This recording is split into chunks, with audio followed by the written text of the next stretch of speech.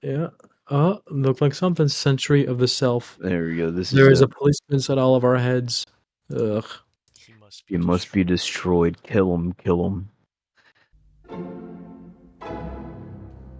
Don't settle for anything less than you can be. Make your life a masterpiece. Is that Tony Robbins? This is a series about how Sigmund Freud's ideas about the unconscious mind have been used by those in power to control the masses in an age of democracy. Last week's episode showed how Freud's ideas spread throughout America in the 1950s. They were promoted by his daughter Anna and by Freud's nephew, Edward Bernays, who invented public relations. He brought Freud's theories into the heart of advertising and marketing. A man like you, I mean, with a car like this. What they both believed was that underneath all human beings was a hidden, irrational self, which needed to be controlled, both for the good of individuals and the stability of society. But the Freuds were about to be toppled from power by opponents who said they were wrong about human nature. The inner self did not need to be repressed and controlled. It should be encouraged to express itself.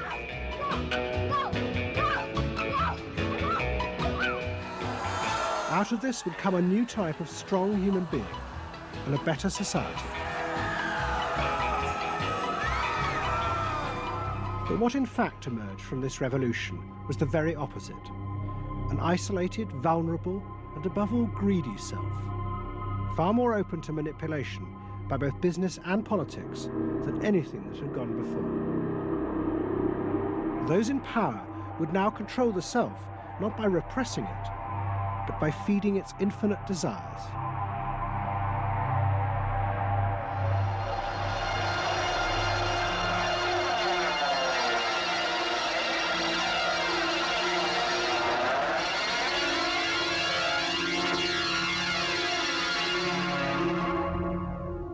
What goes on here is the liberation of feeling. In other words, feelings, not just memories, that have been suppressed. For example, screaming, crying, anger. You get a person who's really angry, and they're going to let it out. No! No! I could kill you! I'm an old man. Listen, I can't get all the strength into this that young people would get if they have those feelings. That wasn't bad. In the 1950s, a small group of renegade psychoanalysts began a new form of therapy. They worked in small rooms in New York City. Yeah, sure. Why did he leave, dude? He's leaving I think he lagged out. He doesn't want to be part of the conspiracy fucking crew, dude. What the fuck? Motherfucker doesn't even want to be part of the conspiracy crew. What's going on with this shit? He can't. One does not just choose not to be part of the conspiracy crew. Yeah. It has to be selected.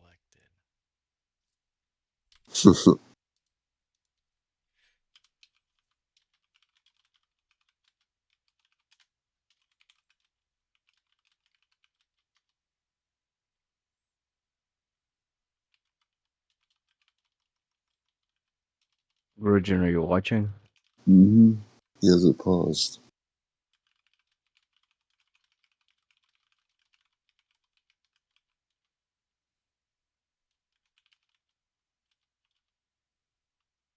That's my favorite part.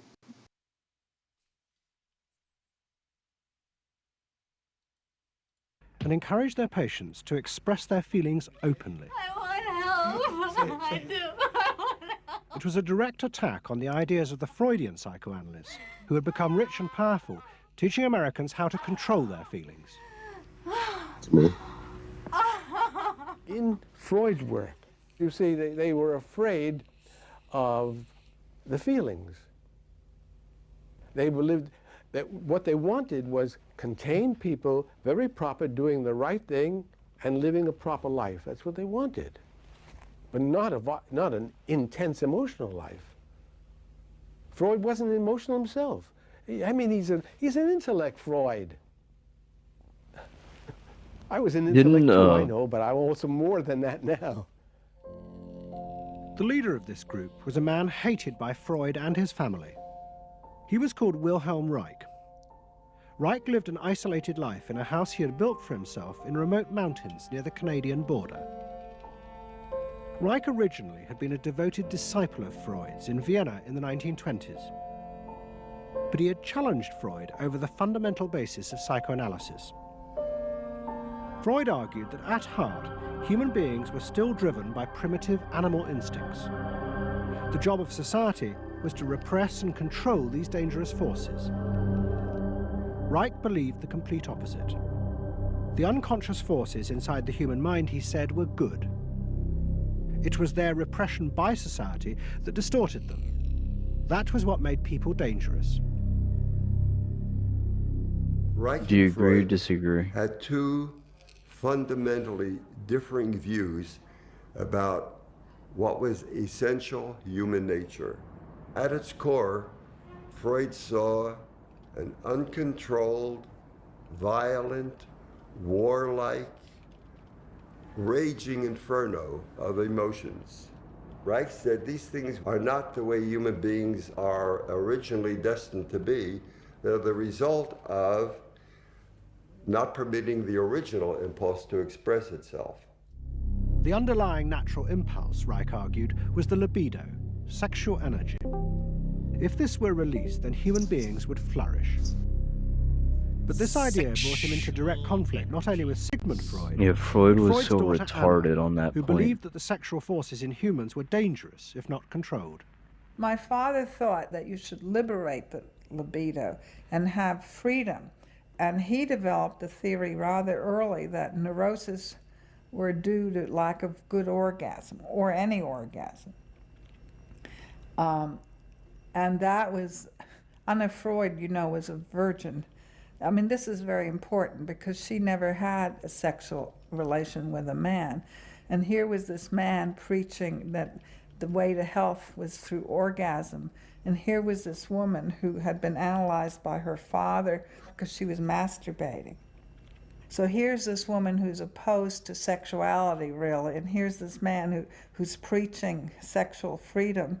I mean, there was bound to be a clash, wasn't there? The conflict came to a head at a conference in 1934 in Switzerland. Anna Freud, who had by now become the acknowledged leader of the psychoanalytic movement, forced Wilhelm Reich out. She destroyed his career. She got rid of him, very definitely. And I guess part of what I'm doing is getting rid of her. Explain. Well, I think that Anna Freud shouldn't get away with what she did, that it should be known. Maneuvering to get him kicked out of the International Psychoanalytic Association. So you're taking revenge? You might say so, right? Or wronging a right? No, righting a wrong. You better cut that one out. Isn't that called a Freudian slip? Yes, it is. Reich fled to the United States and built his home and a laboratory. His ideas became grandiose to the point of madness. He was convinced that he had discovered the source of libidinal energy. He called it orgone energy, and Reich built a giant gun, which he said could capture this energy from the atmosphere and concentrate it onto clouds to produce rain. He also said that the gun could be used to destroy UFOs, which threatened the future of the world. In 1956, Reich was arrested by the federal authorities for selling a device that he said used orgone energy to cure cancer. Reich was treated as a madman. He was imprisoned, and all his books and papers burnt on the order of the court. A year later, Reich died in prison. Wait, they To the burned his Freudians, it seemed books? as if They captured like all of his books? he was imprisoned, and all his books and papers burnt on the order of the court. Damn. A year later, Reich died in prison. To the Freudians, it seemed as if their main threat had been removed forever. That's crazy. I didn't know the court could do that. But Yeah, they it were is wrong. weird. What the Freudians didn't realize was that their influence in American society was also about to be challenged. and in a way that would lead not only to their decline, but to the dramatic resurgence of Reich's ideas in America and throughout the capitalist world.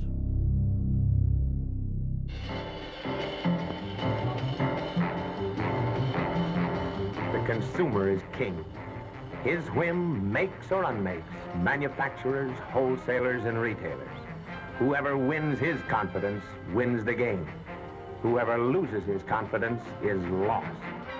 By the late 50s, psychoanalysis had become deeply involved in driving consumerism in America. Most advertising companies employed psychoanalysts, and as last week's episode showed, they had created new ways to understand consumers' motives, above all with the focus group, in which consumers free associated their feelings about products.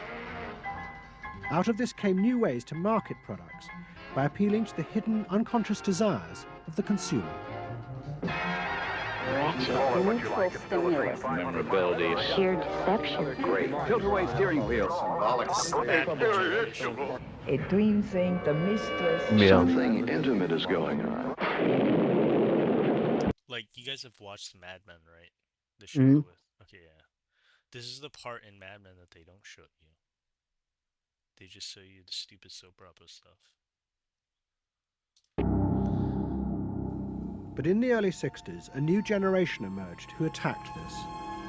They accused American business of using psychological techniques to manipulate people's feelings and turn them into ideal consumers. Advertising was manipulation. It was a way to get you to do something that didn't come out of you.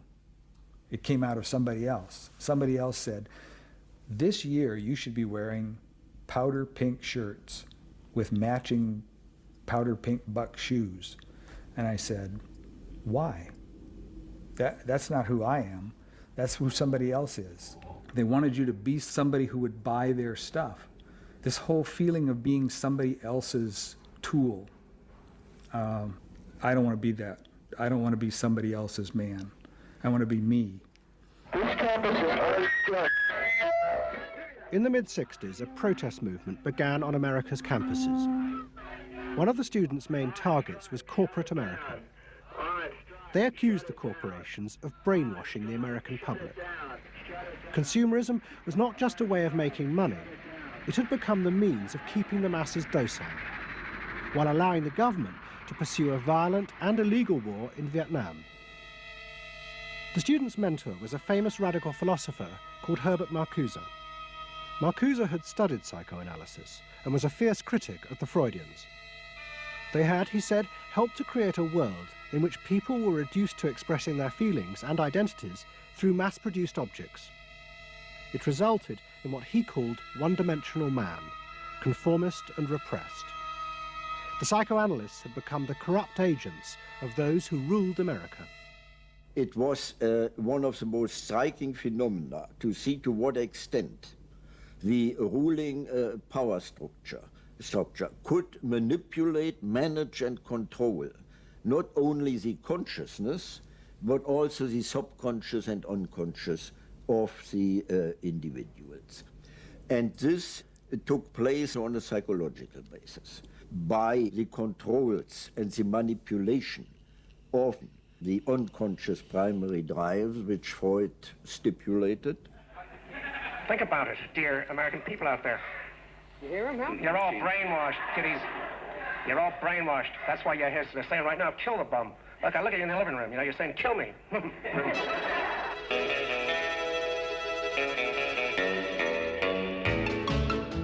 Following the logic of Marcuse's argument, the new student left set out to attack this system of social control. It was summed up in the slogan, "There is a policeman inside all our heads. He must be destroyed." And that policeman was going to be destroyed by overthrowing the state and the corporations that had put him there. One group, the Weathermen, began a series of bomb attacks on companies that they said both controlled people's minds through consumer products and made the weapons being used in Vietnam. There's no way to be committed to nonviolence in the middle of the most violent society that history's ever created. I'm not committed to nonviolence in any way. We want to live a life that isn't based on materialistic values. And yet the whole system of government and the economy of America is based on profit, on personal greed and selfishness. So that in order to be human, in order to love each other and be equal with each other and not place each other in roles, we have to destroy the kind of government that keeps us from asserting our positive values of life. But the American state fought back violently. At the Democratic Convention in Chicago in 1968, the police and the National Guard were unleashed to attack thousands of demonstrators. It was the start of a phase of ruthless repression of the New Left in America. It culminated in the killing of 4 students at Kent State University 18 months later. In the face of this, the left began to fall apart. We had met the force of the state. It was much bigger and stronger and more powerful than we realized. And at that point, what seemed to happen was that there was a change in tactics. Confronted by this violent repression, many in the New Left began to turn to a new idea. If it was impossible to get the policeman out of one's head by overthrowing the state, instead one should find a way of getting inside one's own mind and removing the controls implanted there by the state and the corporations. Out of this would come a new self, and thus a new society.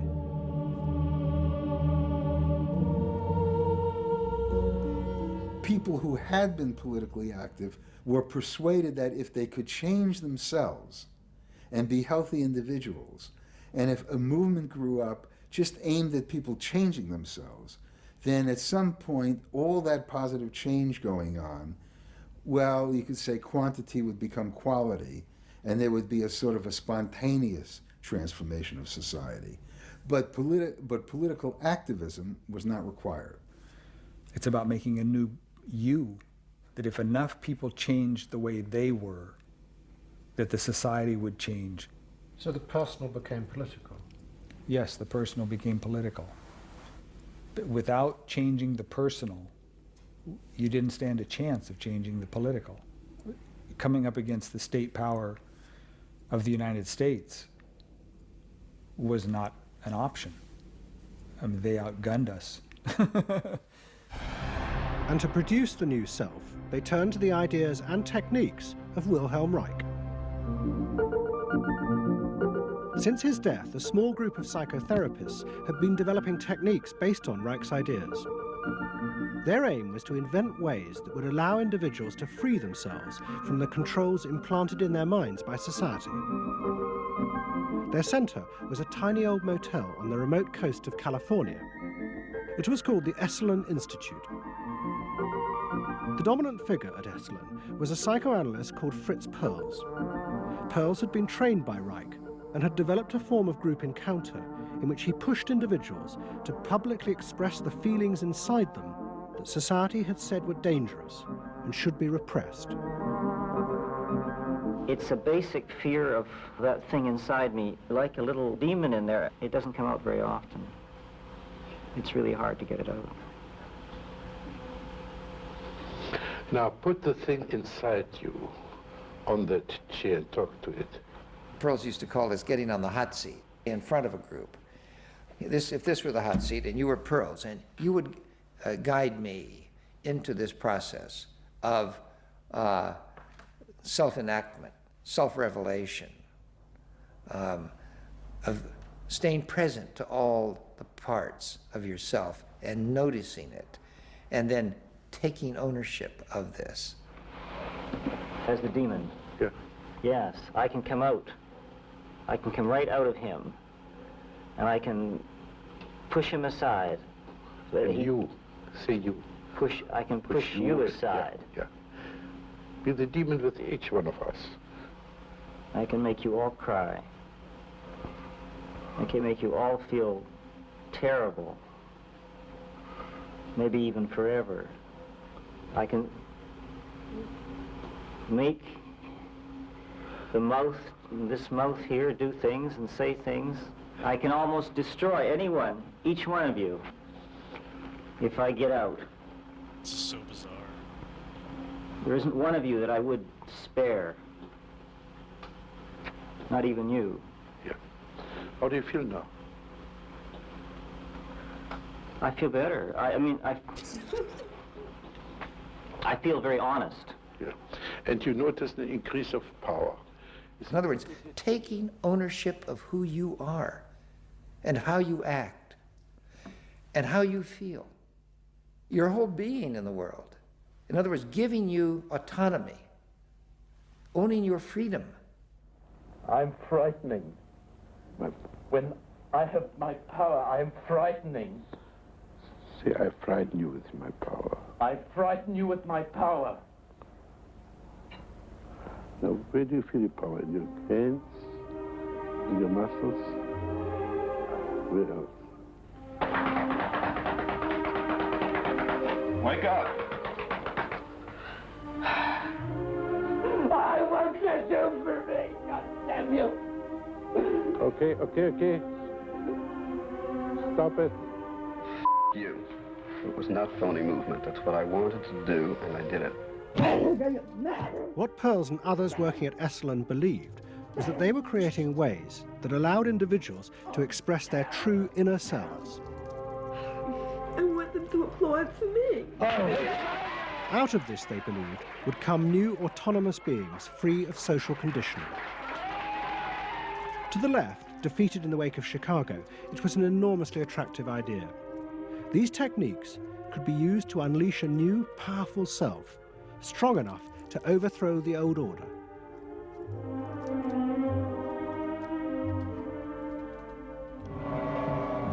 In the late 60s and early 70s, thousands flocked to Esalen.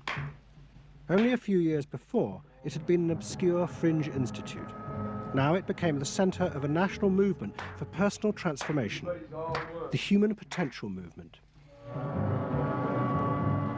So it became magnetic. People wanted to join this stream of exploration. Within 7 or 8 years, there were about 200 of these centers in America, looking mainly to Esalen for the leadership. I feel so liberated. Really? It's fantastic. And it took on a big political agenda. You could not Abisma, separate do you think these people personal were transformation. opening themselves up to getting possessed? Or were they just retarded? I mean, not necessarily possession, but I'm pretty sure there were like versions of this that were like more occult. You know what I mean? Yeah. Like the whole idea of like expressing yourself and like trying to get in touch with like repressed emotions. Like at that time, you know, a lot of this stuff was still pretty taboo. You know what I mean? Yeah. So, like, I'm not a Freudian myself. You know what I mean? I don't believe that's like the right way to go about it. I'm more for like freedom of expression. So you're more of a Hegelian. Like that, basically, that we go only down with Marx. And we have to return to Hegel.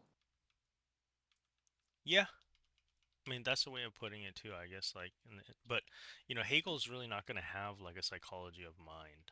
You know, I'm more like to me, like Freudianism is more like Protestantism, and then this type of like self-actualization is on the side of like prosperity gospel Protestantism. You know Yeah. what I mean? So okay, yeah. So they're both like forms of Protestantism. One is like Calvinism, excuse me. So like Freudianism is like Calvinism. And this like the Esalen Institute self-actualization is more like prosperity gospel message to me. And would contemporary, like cutting edge neuroscience be more like Catholicism? Pretty Where much. like they're Yep. more, yeah. Correct. That's scientific realism. Correct. So, like, I like, yeah, that's the part that we're going to get into next. So you weren't here earlier today. I kind of like teased it a little bit. So Yeah. Grudgin is kind of aware of it. But that's, like I said, there's ways that we're going to go with this. Because in the past 20 years, the cognitive science that we've had in the past 20 years basically pretty much dispels all the psychoanalytical theories from before to the year 2000. Yeah. And you're going to be like, what? What do you mean? Because, like, remember, we started this off with talking about Vatican II, what led up to Vatican II, and why were they doing this? And then I took you back even further to the phenomenological movement. I took you to Henry Bergson, right? Yeah, and Dynamic we're versus static religion. Baines. Yeah. So we have the situation where in the history of psychoanalysis, you went from the repression of the inner self, and now in search of, as a reaction, it's a complete search for it, right? Yeah. There's a lot of things we covered there because clearly you can see it wasn't the Jews, right? Yeah. That was trying to seek ways to control the mass crowds, right? Social engineering existed prior to World War II for obvious reasons. Like everybody, like the psycho theories had already existed like 80 years before 1920 or 60 years before 1920. So, I mean, the governments were already involved, and by the time they got to the 1950s, they did all the monarch programs and mind control black op programs, right? All of that stuff has been declassified, so we know for in fact that they did these programs and they didn't come up with anything useful. Yeah. Sexual blackmail. Yeah. Like that's the whole Epstein thing. I think that shit is real, but that's like more like nefarious shit. You know what I mean? And I know that the CIA is involved in that. You remember Attorney General Barr under the Trump administration? Yeah. He scuttled the whole Epstein investigation. Are you aware of That's this? right. Yep. Yeah. And the reason why I think he scuttled it is because there are ties between Attorney General Barr and the Epstein family. Literally, I think that the CIA has involvement with what Epstein was doing. That was like he was a CIA asset. Do you think like there is like a significant non-zero chance that that Epstein as an intelligence asset is kind of used to gain social blackmail or social capital on the elites that have a lot of power in our society, but like to keep them in line, to toe like the governmental line, so to speak. Correct. Yep. That's precisely what it was used for. And I think this goes back like all the way to the 70s. Yeah.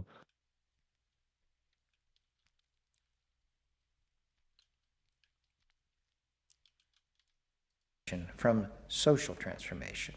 The two go together. As the movement grew, the leaders of Estland decided to try and use their techniques to solve social problems. They began with racism. They organized an encounter group for white and black radicals. Both groups would be encouraged to express their inner racist feelings which had been instilled in them by society. By doing this, they would transcend those feelings and encounter each other as individuals. I started a series of encounters called Racial Confrontation as Transcendental Experience. We thought that we wanted to get that kind of black-white confrontation so you could really get down to see what was between the two races, not by backing off and trying to be polite, but by going right into the belly of the beast, of this beast of racial prejudice. And these were extremely dramatic. These were the toughest workshops ever convened at Esalen Institute. I'm looking at you, Whitey. You got clothes on. You got shoes on. You're just so sure looking at me, huh? You got the goddamn police in the neighborhood. Really? They're not my police. You got a governor. You got a mayor. Oh, really? You got the president. You got ambassadors. You can vote, too. You got jets in Vietnam. That's the benefits of slave labor. You got buildings, skyscrapers that you dominate and control economically and politically. And tell me that it's not yours. It's yours, too. The thing that's Then the blacks all interesting got together and attacked them. is like little side tangents. Like for every group, there's always some scapegoat. So for like the blacks, like or I guess for like white supremacists, right? Like they look at like the Jews as like the cabal, like the ultimate end all be all. For the blacks, like they see whites as like the the Jews, so to speak. And then I don't know what the Jews like. I guess anti-Semites, yeah, Christians. Like there's always some group. Like no one there's no like no one is able to like pinpoint it down accurately. That it's Yeah, just like yeah. that's a particular theory that goes all the way back to Schleiermacher, and Nietzsche. So that's where Nietzsche gets the idea of like the scapegoat theory. So that, I mean, that's a, I mean, it's hard to dispel that. Just let us have it. What they call it was peeping somebody. Peeping somebody means peeping into their secrets, into their phoniness, and so forth. Like the white liberal. Oh, they really got onto the white liberal, you know. So don't give me no shit about I'm free. You're a goddamn liar, you white pink son of a bitch, you. Yeah, I want to know what you came down here for. You want a black buck, huh? Yeah. You looking for a stud?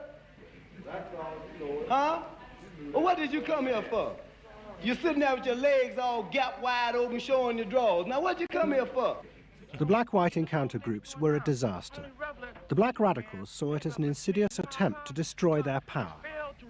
By trying to turn them into liberated individuals, Esalen was removing the one thing that gave them power and confidence in their struggle against racism, their collective identity as blacks. For my reason. For your reason. Now dig this. Your reason for being here is different from my reason. So the human potential movement turned to another social group who they believed would benefit from personal transformation. Nuns. And this time they were more successful.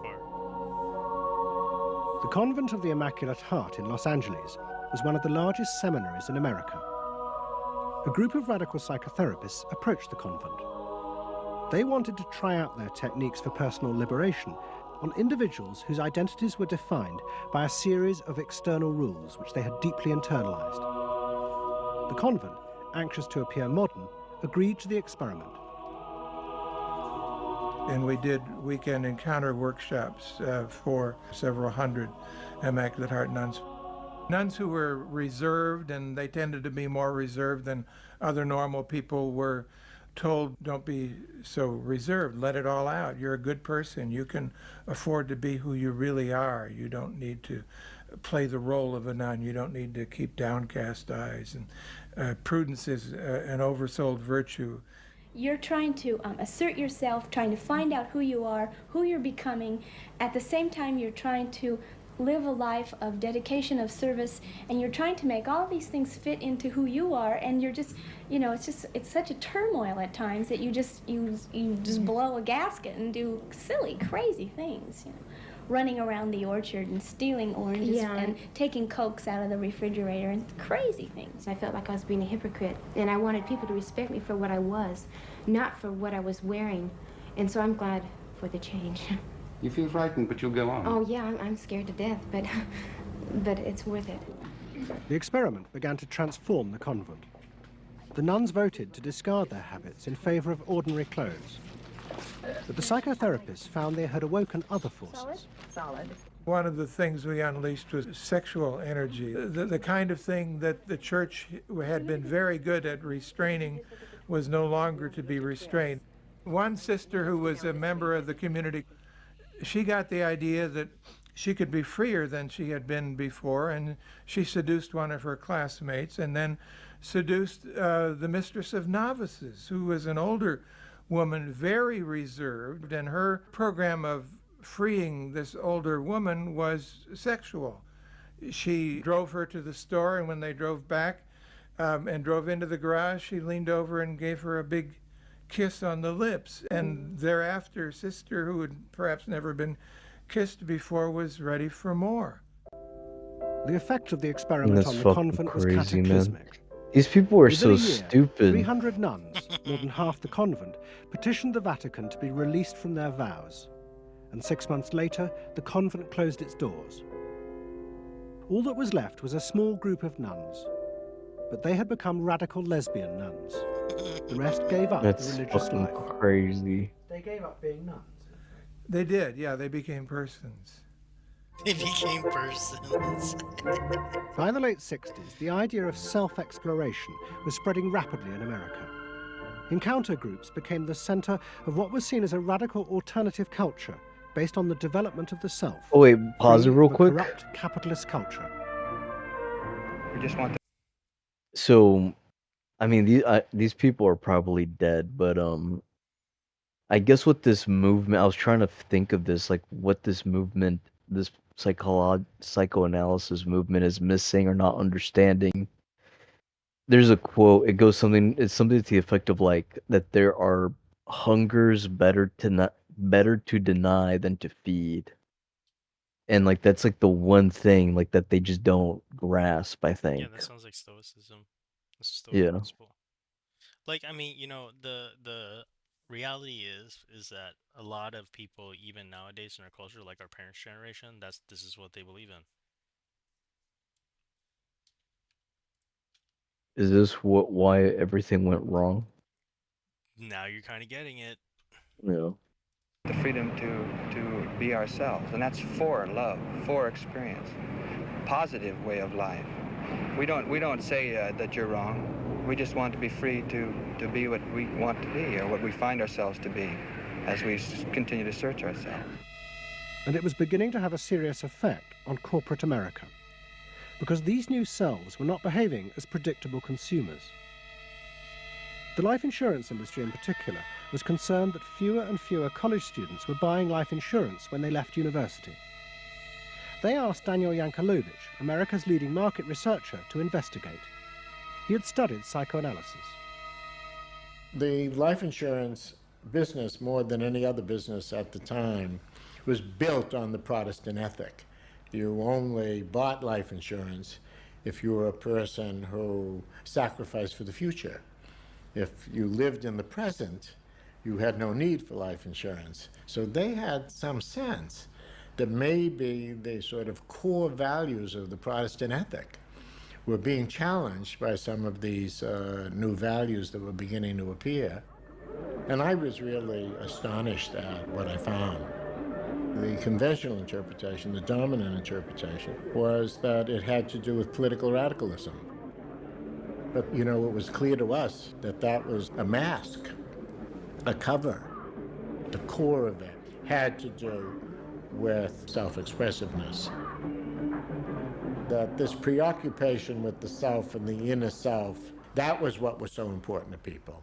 The ability to be self-expressive. Wow, what a feeling! 300 miles to go, work out of sight. Yankelovich began to track the growth and behavior of these new expressive selves. What he told the corporations was that these new beings were consumers, but they no longer wanted anything that would place them within the narrow strata of American society. Instead, what they wanted were products that would express their individuality, their difference in a conformist world, the very things that US corporations did not make. Products have always had an emotional meaning. What was new was individuality. The idea that this product expresses me, and whether it was a small European car, the particular music system, Relaxing. your presentation of self, your clothing. For immediate energy from our muscles and relaxing. These become ways in which people can expend their money in order to say to the world who they are. But the manufacturers, they had no idea of what was going on, really, with consumers and in the market at large. Major advertising companies set up what they called operating groups to try and work out how to appeal to these new individuals. The head of one agency sent a memo to all staff. We must conform, he told them, to the new nonconformists. We must listen to the music of Bobby Dylan and go to the theatre more. But the problem was, few of the self-expressive individuals would take part in focus groups. The advertisers were left to their own devices. There's a new cereal that tastes so right. Makes you dance, it's a way out of sight. It's tasty little squares of malted wheat. It's crispy and it's crunchy and it tastes so neat. Faster though. That's what I'm saying. It's a folk rock with more rock than folk. And there was an even more serious problem. To make products for people who wanted to express themselves would mean creating variety. But the systems of mass production that had been developed in America were only profitable if they made large numbers of the same objects. This had fitted perfectly with the limited range of desires of a conformist society. The expressive self threatened this whole system of manufacture. And the threat was about to grow rapidly. Go! because an entrepreneur had invented a way of mass-producing this new independent self. He was called Werner Erhard. Some of the stuff that we traditionally think of as being in your mind is actually in the world, because you're moving to that too. Erhard had invented a system called EST, Erhard Seminar Training. Hundreds of people came for weekend sessions to be taught how to be themselves. And EST was soon copied by other groups, like Exegesis in Britain. Many of Erhard's techniques came from the human potential movement, but he criticised the movement for not having gone far enough. Their idea that there was a central core inside all human beings was, he said, just another limitation on human freedom. In reality, there was no fixed self, which meant that you could be anything that you wanted to be. The thesis of the human potential movement was that there was something really good down in there. And if you took these layers off, what you were going to wind up with was a kernel, a something that was innately self-expressive, that was the true self, that was going to be a wonderful thing. In actuality, you found people who'd gone to the last layer and took off the last layer and found that what was left was nothing. All right, push! Move! Do it! The EST sessions were intense and often brutal. The participants signed contracts agreeing not to leave and to allow the trainers to do anything they thought necessary to break down their socially constructed identities. You're gonna get sandwiched in there. Push! Go for a win! If I push harder than you do, I'm gonna squash you. So you better push fast. Now, hard, do it! That's it, do it again! Push! Good! Good! Good! Again! Yes!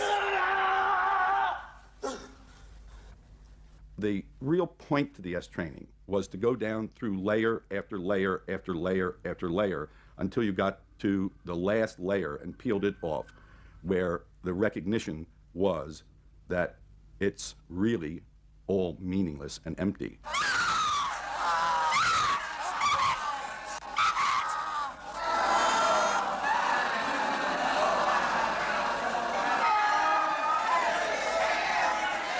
Now, that's existentialism's endpoint. EST went a step further. Nihilism. In that people began to recognize that it was not only meaningless and empty, but it was empty and meaningless that it was empty and meaningless. And in that, there's an enormous freedom.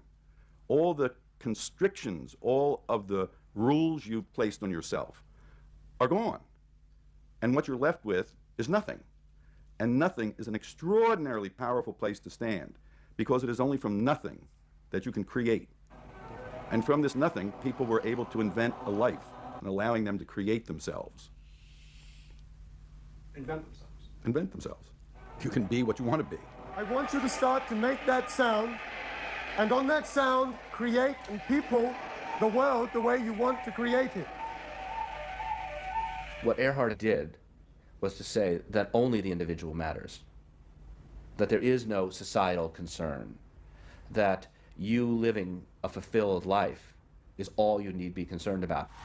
EST people came out of those trainings feeling that it wasn't selfish to think about yourself, it was your highest duty. So kiss me and smile for me, tell me that you'll wait for me, hold me like you'll never let me go. The training is 2 weekends.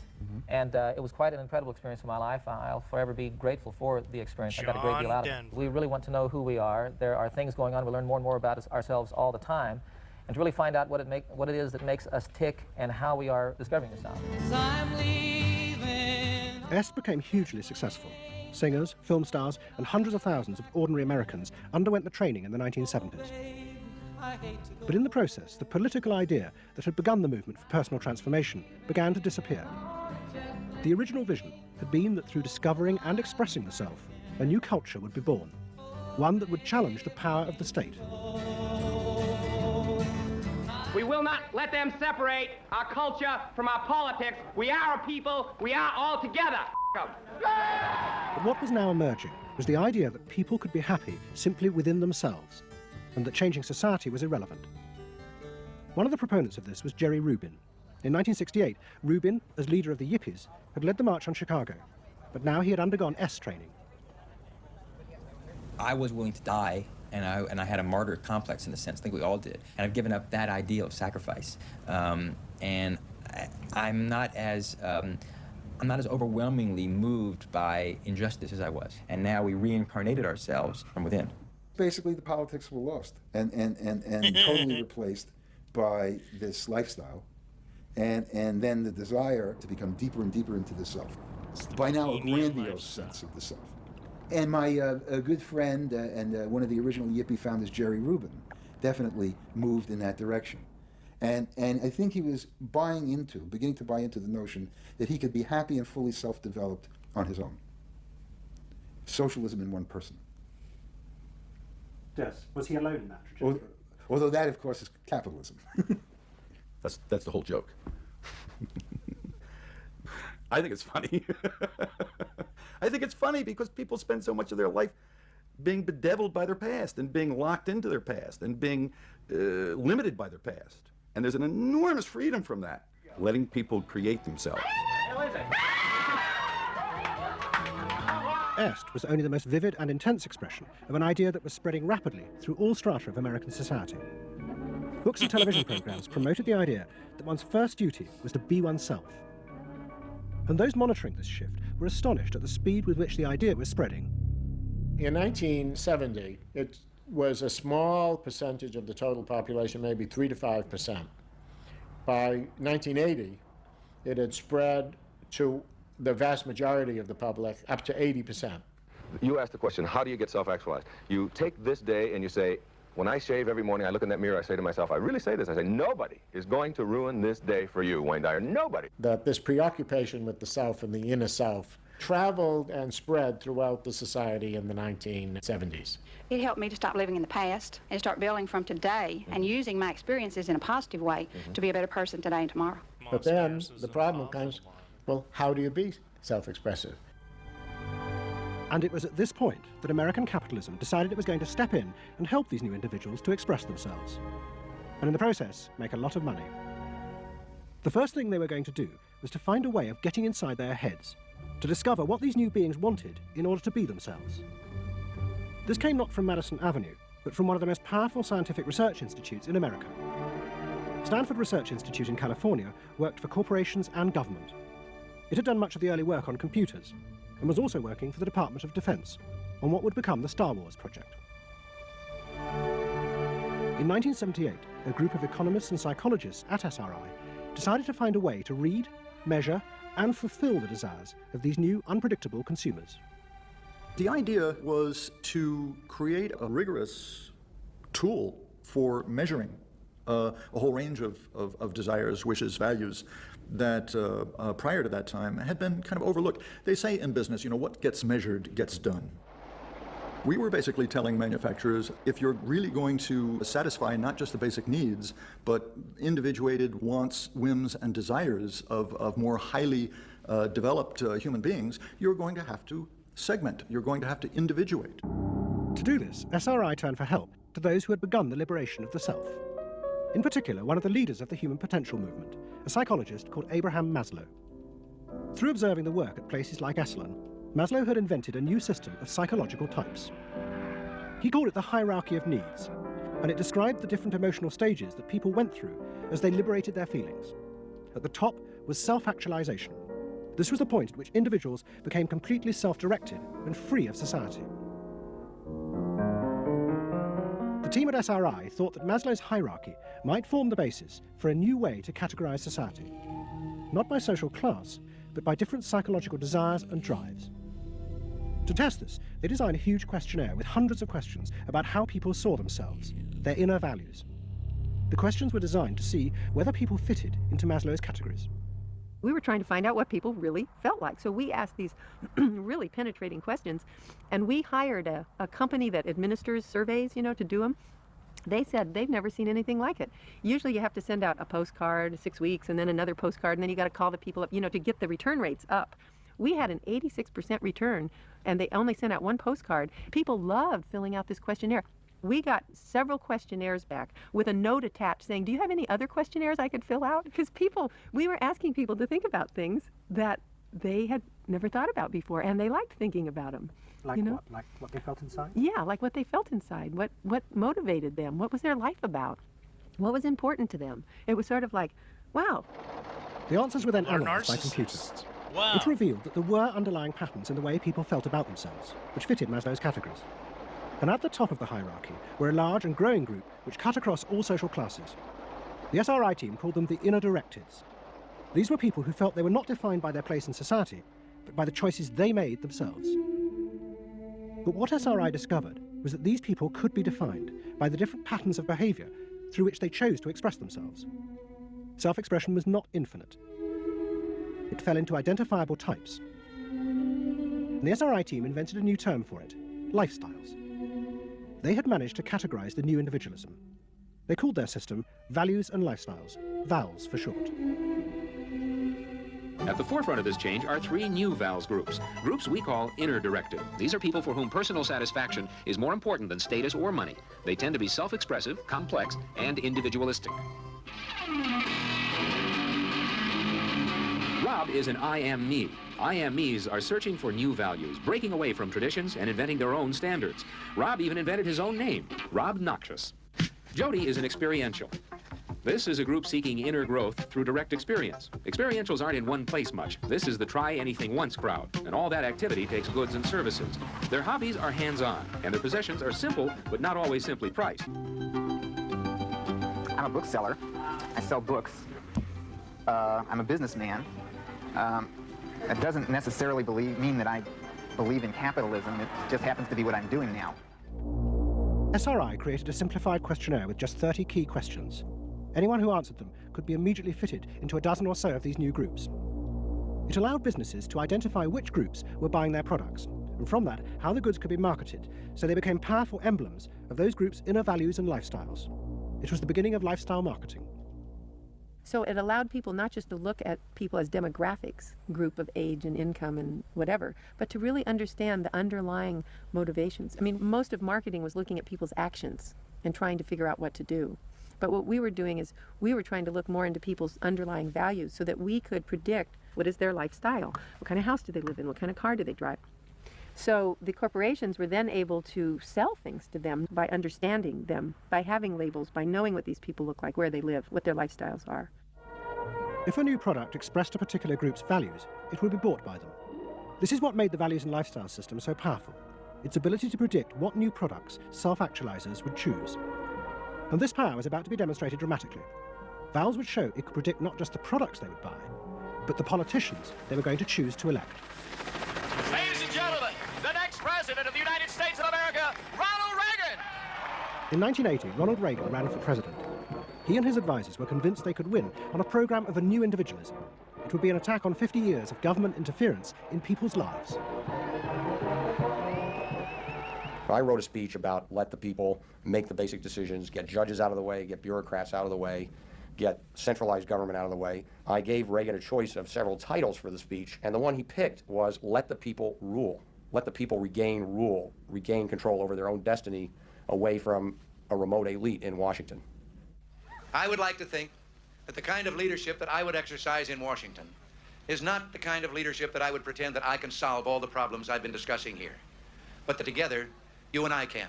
I would like to take the lead in taking government off the backs of the American people and turning you loose to do what I know you can do. It was radical. Moderate Republicans thought it was suicide. Jimmy Carter called it ridiculous. The press was extremely negative. But the odd thing is that it polled very well in New Hampshire, which was the first primary state, the state that we had to win. What was odd was that there seemed to be a strange mosaic of support for Reagan's policies.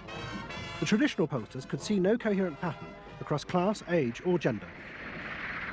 But those who had designed the values and lifestyle system believed that they knew why. They were testing their system in both America and Britain, and they were convinced that both Reagan's and Mrs. Thatcher's message about individual freedom would appeal to the group at the top of their hierarchy, the inner directeds, because it fitted with the way they saw themselves. They were really concerned about being individuals, being individualistic. And so in the early stages, when we were looking at the messages that both Thatcher and then Reagan were putting across, we said they are using words that will really appeal to a lot of the younger people, and particularly to the people who are moving towards self-actualization. We call them the inner-directed people. A lot of our colleagues said, that's absolutely ridiculous, because inner-directeds are very socially aware, very socially concerned. They'll never vote Conservative, or they'll never vote for the Republicans. But we said, if Thatcher and Reagan continue to appeal to them in this way, they really will. And I vision leadership in taking government off your backs and turning you loose to do what you can do so well. Thank you very much. The idea that the new self-actualizing individuals would choose a politician from the right, not the left, seemed extraordinary. But to test their prediction, the Values and Lifestyles team did a survey of voting intentions, and they correlated it with their new psychological categories. When we said in our surveys, who are you going to vote for, sure enough, it was the inner directives who said that they would vote for Thatcher and for Reagan. And they made the difference in those elections because of their voting for Thatcher and Reagan. And it really surprised our colleagues, even within my own organisation. It really showed the power of this approach because it's very difficult to identify inner directives on the street. These people who voted for Thatcher and Reagan, these inner directives, came from any walk of life. It's really hardly correlated with social class at all. I mean, if you just go along and look at age, sex, social class, you would never pick them up. But if you really go along with a questionnaire that gets at their values, then you can identify them very easily. And that was new? And that was completely new, yeah. At the beginning of 1981, Ronald Reagan was inaugurated as president. But he took charge of a country that was facing economic disaster. The terrible inflation of the 1970s had destroyed much of America's traditional heavy industries, and millions were unemployed. But true to his campaign promises, Reagan told the country he would not step in to help, as all previous governments had since the war. These United States are confronted with an economic affliction of great proportions. We suffer from the longest and one of the worst sustained inflations in our national history. Idle industries have cast workers into unemployment, human misery, and personal indignity. In this present crisis, government is not the solution to our problem. Government is the problem. But America's ailing economy was about to be rescued, not by government, but by the new groups the market researchers had identified, the self-actualizing individuals. They were about to become the motor for what would be called the new economy. You can be what you want to be. So regarding V8, what do you really want? A tasty product that's good for me. What do you want that for? One technique is that we ask people the same question over and over and over again, and we say, what do you want? What do you really want? What do you want that for? And they start to talk about it, and they kind of get intimate with what's going on. What we're doing with that technique is unpeeling the onion. If you want to think of a person kind of having layers and layers and layers of protection and thoughts and behaviors and beliefs, we want to get to that center core. In the wake of the invention of values and lifestyles, a vast industry of psychological market research grew up. And the old technique of the focus group, invented by the Freudian psychoanalysts in the 50s, was used in a new and powerful way. The original aim of the focus group had been to find ways to entice people to buy a limited range of mass-produced goods. But now focus groups were used in a different way to explore the inner feelings of lifestyle groups, and out of that invent whole new ranges of products, which would allow those groups to express what they felt was their individuality. And the generation who had once rebelled against the conformity imposed by consumerism now embraced it, because it helped them to be themselves. What capitalism managed to do that was brilliant was to actually create products that people like me would be interested in, that people like Jerry Rubin would be interested in. Capitalism developed a whole industry at developing products that evoked a larger sense of self, that seemed to agree with us, that the self was infinite, that you could be anything you wanted to be, that took our philosophy and agreed with it, and then created products that supposedly helped you, aids, that helped you be this limitless self. The product sells you a way of life, a way of being. The product sells you values. You dress this way, you live in a house like this, you have furniture like this, you use this computer. Do you have regular jeans or? Oh, Gloria Vanderbilt does a lot in denim, in silks, and in cotton. You eat in these restaurants, there are values there, hipness, coolness. This is not, I repeat, not a marketing scheme. So the notion that you could buy an identity replaced the original movement notion that you were perfectly free to create an identity. And you were perfectly free to change the world and make the world anything you wanted it to be. Well, what I wear is a statement. And this vast range of new desires fitted perfectly with changes in industrial production. Computers now allowed manufacturers to economically produce... See, real quick, okay, because it's almost over and I'll let it ride, but you know what, I'm going to say it. ...produce short runs of consumer goods. The old restrictions of mass production disappeared, as did the worry that had bedeviled corporate America ever since mass production had been invented, that they would produce too many goods.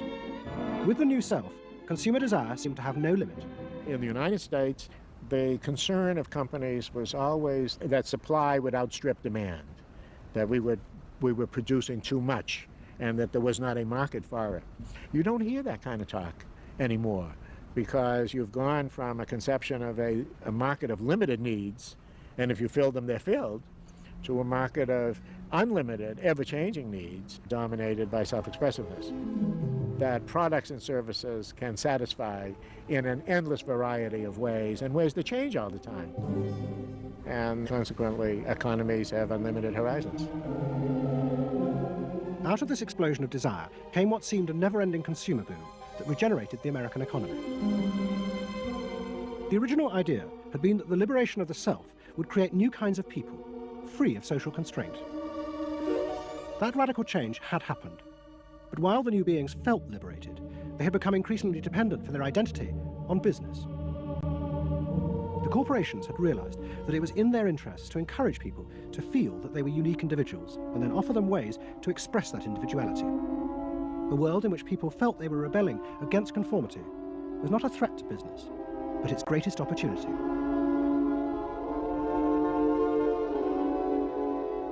It was, in a sense, the triumph of the self. It was the triumph of a certain self-indulgence, a view that everything in the world and all moral judgment was appropriately viewed through the lens of personal satisfaction.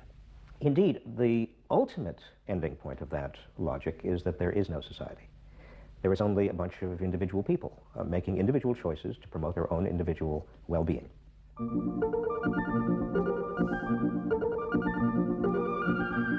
Next week's episode tells the story of how politicians on the left, in both Britain and America, turned to the techniques developed by business in order to regain power. But what they didn't realize is that what had worked for business would undermine the very basis of their political beliefs. They would find themselves trapped by the greedy desires of the new self. So it turns out that the original theses of like the self being a happiness machine, like what it wanted to be happy, it just turns out to be a fucking laziness machine.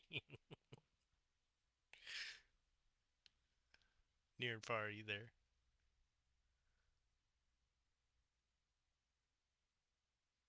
Hello?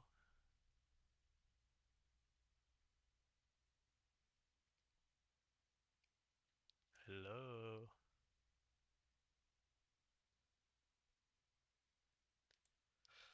Hello, Grudgin, are you there?